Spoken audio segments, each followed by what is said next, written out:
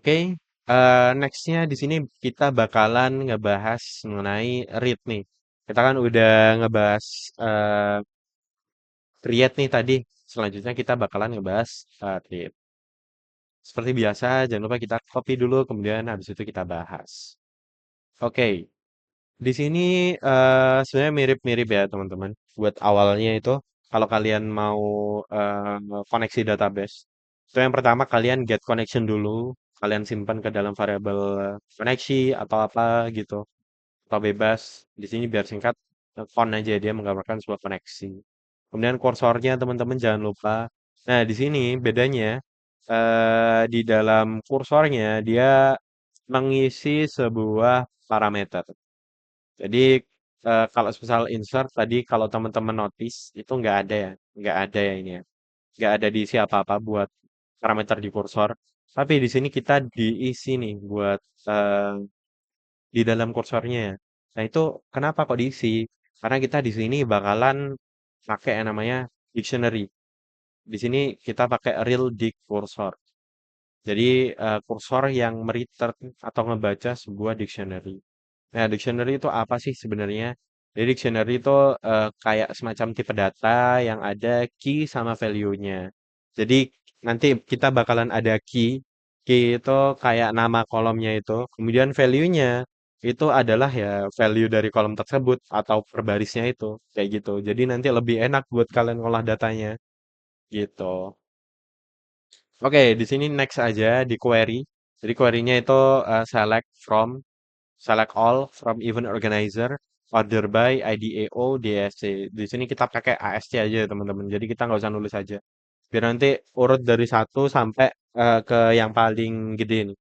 Jadi kita pakai kayak gini aja. DSC-nya teman-teman hapus. Kemudian di sini ada try, accept, sama finally. Jadi pastikan ya teman-teman kalau kalian mau terhubung ke database, itu kalian pakai try dulu, kemudian di accept juga. Biar teman-teman tahu nih kira-kira kalau misal kita gagal ngebaca, itu gagalnya itu karena apa, kayak gitu. Di sini seperti biasa ya, kita tinggal execute aja buat query-nya, karena di sini kita nggak pakai where dan lain-lain.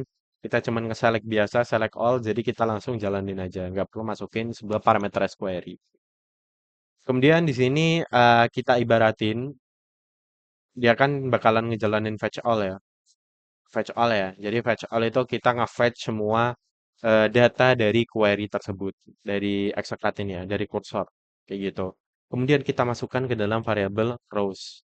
Nah, nanti dia bentuknya bakalan berbentuk dictionary yang udah aku bilang tadi, karena kita di sini pakai real dict cursor, kayak gitu. Kemudian ketika dia rows-nya kosong, dia nanti bakalan ngeprint ini, tidak ada data event organizer. Kemudian kalau semisal dia nggak masuk ke dalam ini ya, nggak masuk ke dalam block if-nya, dia bakalan ngeprint daftar event organizer yang ditemukan. Kayak gitu.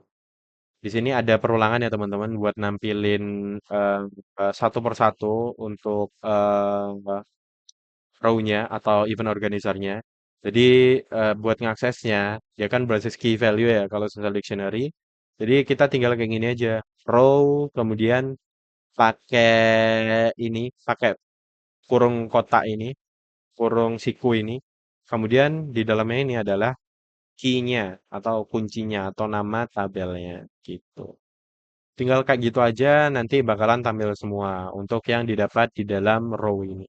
Rows, sorry.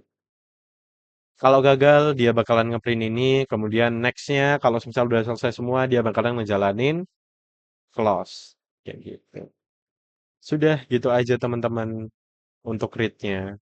Next-nya di sini kita ada update ya teman-teman. Jadi buat update itu kurang lebih dia mirip aja ya sama insert.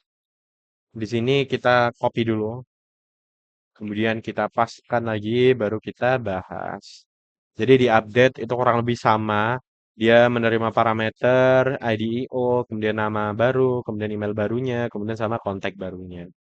Di sini sama seperti sebelumnya, kita pakai get connection, kemudian connection cursor, kemudian pakai datetime. Datetime.now karena kita di sini butuh nge-update sebuah value yang namanya updated at kayak gitu.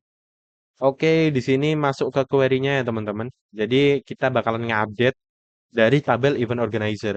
Jadi update, event organizer, kemudian set variabel, bukan variabel, nama kolom nama EO dia bakalan diganti, kemudian email dia juga bakalan diganti, contact person dia bakalan diganti, updated ad dia bakalan diganti semua. Jadi buat nge-update itu kayak nama kolom dulu, kemudian value-nya apa, mau diganti value apa, kayak gitu. Nah, di sini kita pakai where nih. Di sini kan ada ID EO ya di dalam parameter. Jadi itu spesifik nih, kita mau update di EO ID berapa. Nah, di sini makanya kita pakai where. Kita mau ngefilter nih, EO yang mana nih yang mau kita update, kayak gitu. Oke, kemudian masuk ke try catch, try accept lagi ya teman-teman.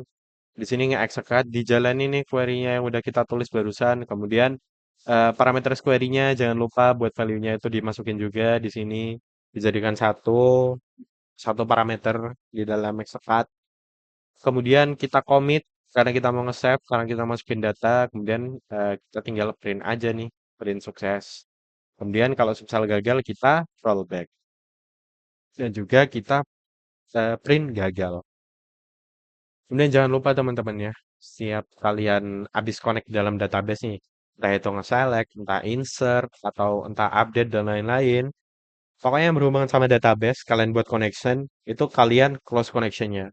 Biar nanti resource dari database kalian atau resource dari aplikasi kalian itu nggak kepake secara terus-menerus. Jadi nanti bisa lebih enteng, kayak gitu. Oke, update-nya kayak gitu aja. Kemudian next-nya di sini kita punya sebuah delay. Delete. Oke, jadi di delete ini kurang lebih sama sih buat patternnya atau logikanya itu masih mirip-mirip sama sebelumnya. Jadi di sini kita punya sebuah parameter IDEO. Jadi nanti ini buat filter berdasarkan ID EO-nya. IDEO yang mana sih yang sebenarnya kita bakalan hapus kayak gitu. Di sini ada get connection, ada kursor juga seperti biasanya kayak yang di atas-atasnya. Di sini ada query delete from event organizer where IDEO itu sama dengan parameter query-nya. Kayak gitu. Jadi kita bakalan menghapus satu ID, satu event organizer gitu. Kemudian masuk ke try accept, kita execute query yang udah kita tulis, kemudian kita masukin ID EO-nya dari yang parameter tersebut, parameter yang udah ada sebelumnya. Kemudian kita commit buat nge-save, kemudian kita print sukses kalau misal berhasil. Dan kalau ada sebuah error, nanti kita rollback dan juga print gagal. Sudah gitu aja sebenarnya teman-teman. Sebenarnya nggak terlalu susah sih buat langsung terhubung ke database kayak gini, apalagi kita masih pakai konsol kayak gini ya. Itu mudah banget, tinggal kalian pahami connection, kemudian kalian pahami juga kursor. Biasanya kita ada ada reader, ada sekat reader kalau di yang lain-lain ya teman-teman. Kalau di Python itu disebutnya itu kursor kayak gitu. Oke, mungkin kayak gitu aja sih buat delete-nya. Next-nya di sini kita bikin apa ya buat interaksi nih, interaksi sama usernya. Jadi user nanti bisa ngemilih kayak sebuah menu, menu apa aja sih yang mau dipilih si user kayak gini. Di sini kayak gini nih. Jadi kita pasangkan aja di sini. Kita punya yang namanya function main. Jadi nanti kita bakalan panggil yang paling awal itu function main ini. Jadi di sini kita bakalan ngeprint menu dan juga eh, eh, yang bisa dipilih sama usernya. Jadi ada tambah, ada lihat EO, ada update EO, kemudian ada delete EO.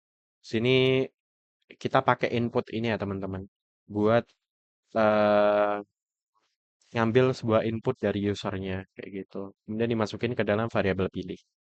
Ketika pilihan yang satu, dia bakalan diminta untuk masukin nama, email, dan juga kontak kayak gini.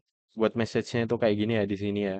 Kemudian kalau misal udah selesai nih, udah dimasukin semua buat value-nya, udah selesai diisi nih value-nya, dia bakalan ngejalanin function create IO yang udah kita buat sebelumnya.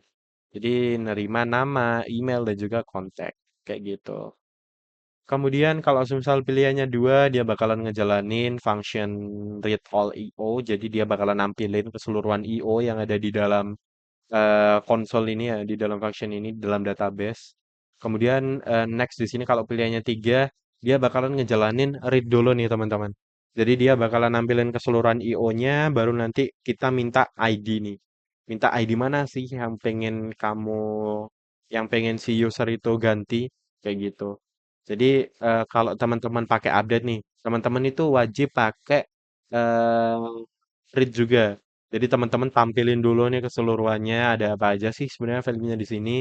Nah, baru nanti si user itu teman-teman minta buat masukin sebuah ID atau apapun itu ya teman-teman. Intinya dia bisa milih kira-kira value yang mana sih yang pengen dihapus atau diedit kayak gitu. Kemudian di sini setelah diminta masukin ID, di sini diminta juga masukin nama, email dan juga kontak. Sama seperti insert yang tadi. Kemudian tinggal update IO, kemudian diisikan aja buat parameternya kayak gitu. Kemudian masuk ke ketika pilihannya user itu 4 ya. Jadi di sini dia bakalan nampilin keseluruhan value-nya, kemudian diminta untuk masukkan ID EO mana yang pengen dihapus di sini. Di sini ada konfirmasi. Jadi dia yakin yakin apa enggak sih kalau misal mau ngapus ini. Kalau yakin, dia nanti bakalan nge-delete. Kalau masuk ke else atau dia ragu-ragu, dia nanti datanya tidak jadi dihapus kayak gitu. Kalau teman-teman milih selain 4 ini ya nanti bakalan masuk ke kondisi else, jadi menunya itu tidak tersedia gitu. Oke, di sini terakhir teman-teman buat start programnya. Jadi buat penanda bahwasanya program ini bakalan di start atau function mana yang bakalan dijalanin terlebih dahulu, itu kita pakai kayak gini kalau di Python. Jadi if underscore underscore name itu sama dengan underscore underscore main kayak gini. Name sama dengan main kayak gini. Kemudian di dalamnya ini adalah function yang pertama kali dijalanin di dalam Python ini, teman-teman. Oke, mungkin itu aja. Selanjutnya kita coba run aja nih, teman-teman. Jadi kalau misal di run, teman-teman bisa klik ini ya di sebelah kanan. Ini ada run code. Teman-teman bisa klik aja. Di sini bakalan muncul menunya. Jadi di sini ada CUD Event Organizer dan juga menu-menunya. Misal kita pilih lihat dulu deh. Kita mau ngelihat dulu nih ada apa aja. Oke, udah berhasil ya teman-teman. Jadi kita udah berhasil nge-get atau nge-read atau ngebaca dari database ke dalam Python kita. Kayak gini. Ini ada nama, email, kontak, dan juga div-nya. Gitu. Oke, kita coba jalanin lagi. Sekarang kita mau nambah nih. Kalau misal nambah, kita diminta untuk masukin nama. Misal nama organisationnya Kipas Angin Sakti nih. Kipas Angin Sakti. Kayak gini. Kemudian emailnya gini aja deh. Dah gini aja. Kemudian nomor teleponnya misal kayak contoh aja deh. Gini. Oke, nanti kalau misal kita berhasil nih masukin ke dalam database ya bakalan ngeprint sukses kayak gini. Jadi ID-nya yang semuanya di sini cuma 3, di sini bertambah jadi satu lagi. Karena kita udah masukin value, jadinya ada ID 4. Gitu. Kita coba langsung ke update deh. Langsung ke update. Soalnya di update itu dia bisa nge-read juga. Kayak gini. Oke, berarti udah masuk ya teman-teman. Di sini ada kipas angin sakti. Jadi kita udah berhasil masukin value ke dalam database kita. Oke, kemudian next di sini kita mau update nih. Kita mau update kipas angin sakti nih. Karena di sini buat namanya itu masih amburadul ya teman-teman. Kita coba rapikan nih kipas angin sakti kayak gini. Sakti. Nah, kemudian emailnya nih. Email kita samain aja deh. Ini aja. s.com. Kemudian untuk nomor teleponnya gini deh. Oke. Oke, kalau teman-teman udah berhasil ngisi semua, dia nanti ketika di enter bakalan kayak gini buat returnnya. Jadi dia nge-return ID 4 itu berhasil diperbarui. Oke, kita coba di delete ya teman-teman. Di sini kan ada read-nya juga. Oke, di sini bisa teman-teman lihat ya buat ID 4 itu dia namanya itu kipas angin sakti. Dia udah berganti nih dari yang sebelumnya amburadul di sini udah better buat namanya. Berarti kita udah berhasil ngejalanin sebuah update.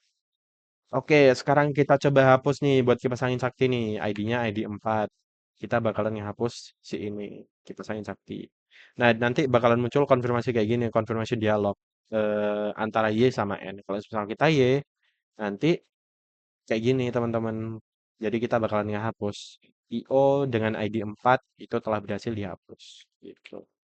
Oke, kita clear dulu, kemudian kita jalanin lagi, kita lihat IO-nya. Oke, di sini buat ID 4-nya udah berhasil hilang. Jadi kita udah berhasil nerapin create, read, update dan juga delete di dalam program Python kita nih teman-teman. Oke, jadi kayak gitu aja sih sebenarnya teman-teman buat integrasi dengan database ini ya, pakai Python. Kurang lebih kayak gitu. Jadi ya yang perlu teman-teman highlight di sini kita pakai commit itu tadi ya, itu buat nyimpen. Kalau misal kita nggak pakai commit, dia nggak bakal nyimpen nih di database-nya. Kemudian kita buat ngecegah cell injection ya, yang udah aku bilang barusan ya, yang udah aku bilang tadi, itu kita bisa pakai parameter queries. Nah, kalau kita pakai f-string nih, kayak yang aku contohin tadi ya, dia bakalan langsung diproses, nggak disanitize dari parameternya. Dia bakalan langsung masuk ke dalam query database sehingga nanti rawan tuh kalau semisal si user itu masukin value-nya itu ngawur, itu nanti dia bakalan berpengaruh ke dalam database-nya juga gitu. Jadi pastikan teman-teman selalu pakai parameter query atau %s ini. Kemudian di sini kita juga pakai error handling nih. Teman-teman juga paling penting banget ini pakai ini. Karena kalau kita pakai try except, itu nanti kita bisa nambahin rollback ini ya, rollback di dalam except-nya. Jadi nggak bakalan ada tuh data yang setengah-setengah masuknya ke dalam database. Misal ada query pertama itu berhasil, query kedua itu gagal, query di setelahnya itu gagal, kayak nge-fetch-nya itu gagal. Itu nggak bakalan ada. Kayak gitu. Kemudian next-nya ini untuk manajemen resource ya. Itu eh, seperti yang udah sebelumnya aku bilang, itu di block finally itu ada cursor clause sama connection clause. Jadi itu terkait manajemen resource sih teman-teman. Jadi biar koneksinya teman-teman itu terjaga buat resource-nya. Nggak terlalu banyak resource yang dipakai di server maupun di aplikasi teman-teman. Seperti itu. Oke, mungkin itu aja sih teman-teman yang bisa aku bahas ya. Dan juga contohin untuk integrasi dalam database ini. Yang penting itu tadi sih teman-teman. Kalian jangan lupa nge-install dulu, kemudian buat database-nya, kemudian buat value-nya, kemudian connection, baru masuk ke coding-nya. Masuk ke coding atau logic-nya. Logic buat ngambil atau logic buat masukin data. Kayak gitu. Oke, mungkin itu aja yang bisa aku sampaikan. Eh Selamat belajar teman-teman. Semoga web course ini bisa bermanfaat buat teman-teman dan juga ilmu yang teman-teman dapat di sini bisa teman-teman kembangin dan juga bermanfaat baik itu di perkuliahan maupun di project teman-teman selanjutnya. Oke, aku Tunggul selaku dari divisi Softdev izin pamit. Terima kasih.